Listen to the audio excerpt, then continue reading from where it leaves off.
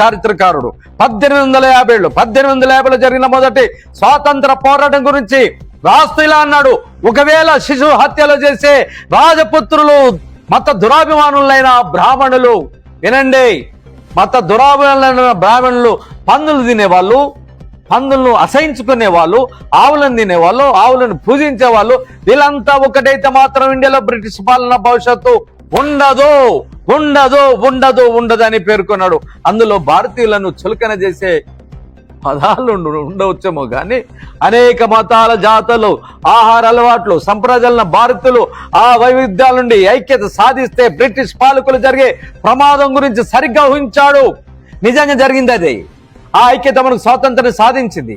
1942 quit India ఉద్యమం తర్వాత 47 దాకా 5 ఏళ్ల పాటు బ్రిటిష్ వాళ్ళు విభజించి పాలించి కుట్ర బుద్ధి వల్ల ఇండియా పాకిస్తాన్ గా విడిపోవాల్సి వచ్చింది. దానివల్ల ఘోరమైన మత ఘర్షణ హోమాలు జరిగాయి.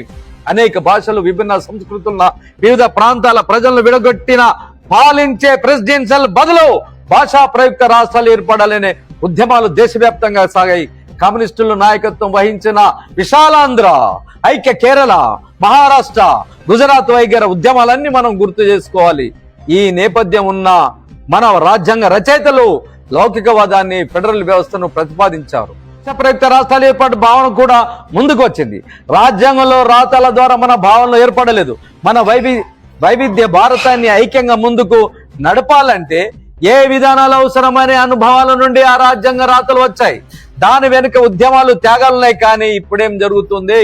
మతోన్మాదంతో, కేంద్రీకృత అధికారాలతో, ఒకే దేశం, ఒకే భాష, ఒకే ఎన్నిక, ఒకే చట్టం, ఒకే నినాదాలతో దేశ ఐక్యతను భంగం కలిగించే హానికర చర్యలు ఆర్ఎస్ఎస్, బీజేపీలో చేస్తున్నాయి.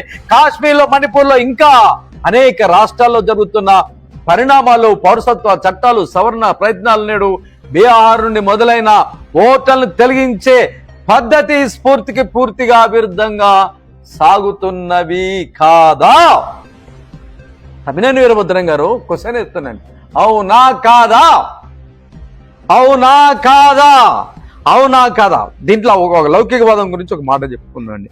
సరే, ఇదంతా మన స్వాతంత్ర సంగ్రామం గురించి తెలుగు పదాలే గనుక విన్నారు గనుక చెప్పింది మనం ఊరికే చెప్పి చెప్పి చెప్పి తల నెత్తి నొప్పి రాకుండా ఒకటే మాట చెప్తాము.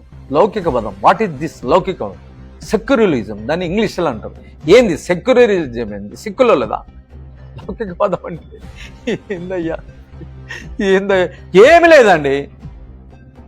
నువ్వు ఒక మతస్థుడిగా పుట్టుకతోనే హిందూ తండ్రికి పుట్టినావు అనుకో, ముస్లిం తండ్రికి పుట్టినావు అనుకో, క్రైస్తవ తండ్రికి పుట్టినావు అనుకో,